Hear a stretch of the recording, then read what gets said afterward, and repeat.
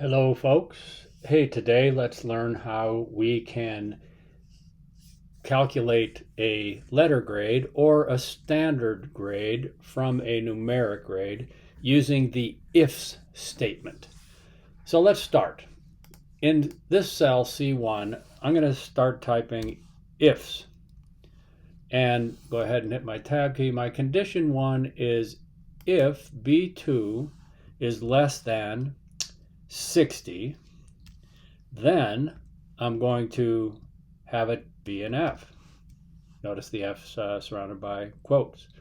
Second condition, B2 is less than 70. Let's see, 60, yeah, 70. We're going to have a D. And comma, B2 is less than 80. That's going to be a C. We got to do our comma. C. B2 is less than 90. We will get a B. And then we're going to have to do something a little different for A. B2 is greater than or equal to 90. We are going to then give ourselves an A. So comma A. Hit finish my formula. And actually that's great because Google Sheets wants to copy that down. I'll go ahead and say, yeah, that's great. So a 59 is an F, but a 60 is a D. And an 85 is a B, but a 90 is an A, and so forth.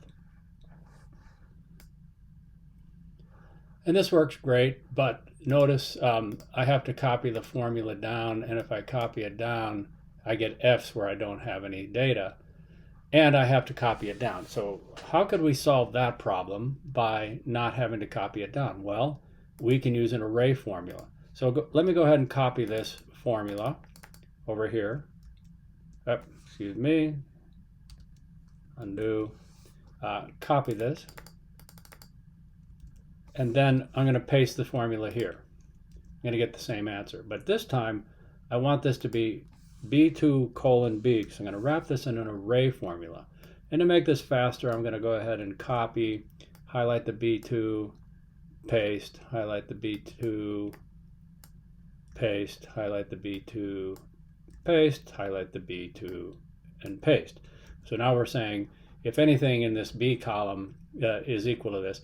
And then we can wrap this, Command-Shift return on a Macintosh, Control-Shift return on a PC. We can wrap that with an array formula. And now one formula does my entire calculation. But again, I still have this issue with I get these F's where I don't have any data. So I want to do away with that problem. And I'm going to do that by wrapping this with an if statement. So I'm going to say, first of all, equals if, and we will start our if statement, and we're going to use an expression len. If len b2b, b2b is, we can use this len statement, and basically that means if it's blank, don't do anything. Otherwise, I want you to do this array formula, and let's see if that is going to work for us. And yes, that did work for me, but it did the reverse of what I wanted. So I have to get rid of this comma and put this comma after our if statement. I think I got my comma in the wrong place. Let's do that. There we go. So now what this is saying with this array formula is if the length of B2 to B is greater than 0, essentially, do this if statement. Otherwise, don't do anything at all. So notice now I've gotten rid of my F's. So if I put a calculation in here in 89, I get a B. And these formulas that I copied down, I can get rid of them. So I'm using the array formula, and then I can take this one step further and get this score up in the top line. And I can do that simply by using a virtual array. And I'm going to take this formula, because I'm going to want to use this formula. I'm going to grab it without the equal sign, copy that, and then I'm going to come over here to this cell. I'm going to go equals, open curly brackets, quotation, letter grade, and let's spell that correct. We got a letter grade, and then we have to finish our quote. We have to use a semicolon, and then we can paste our formula in, and we can wrap that in a curly quote. And we're going to get an error here, and it's going to tell us it can't do anything because we're going to overwrite data that exists here. So I'm going to get rid of that. And now notice I have one formula. It's going to calculate my letter grade based on any score. So if I add new students, I might add a new student, Sarah, she got an 89. John, he got a 55, so he gets an F. So we can get rid of this. We're done with that little helper column we have. Here's our letter grade. Now I can take this even a step further, and I can copy this formula, and maybe I want to come up with a standard grade. So I'm going to copy that, and then I'm going to come over here and I'm going to paste it. I'm going to get the same information here. I don't like the way that got formatted, so I'm going to do a command backslash and get rid of the formatting, and then I might reformat this whole top header. Now my letter grade, what I want to change here is I basically want to say if it's less than 60, this is going to be fail. I'm just going to change the words here. So an F, fail is needs improvement. This might be, a C might be average. You might use a different word. A B might be meets, and the A might be exceeds. And now I quickly, one formula, have needs improvement, and it looks like I have to fix that needs improvement. I want to get a space in there, do that one time, fixes it all for me. So now in this grading system, I've gone ahead and taken scores, and let me do something like this. Highlight the entire range and double click between cell headers. Now I have my scores, my letter grades, and my letter. Actually, want to change this because this is what we would call a standard grade, and that header will change to standard grade. I think I want to put my space in here, letter grade, standard grade. Perfect. Last step I'd want to do now is add a couple of conditional format rules. So basically, if someone gets one of these scores here, let's look at how you would do conditional formatting.